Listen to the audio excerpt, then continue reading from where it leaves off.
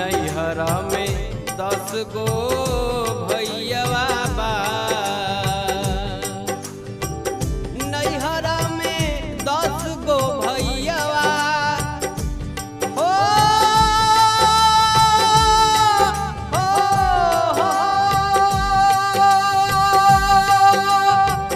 नैहरा में 10 गो भैया आ 10 गो भौजिया बाड़िए राम।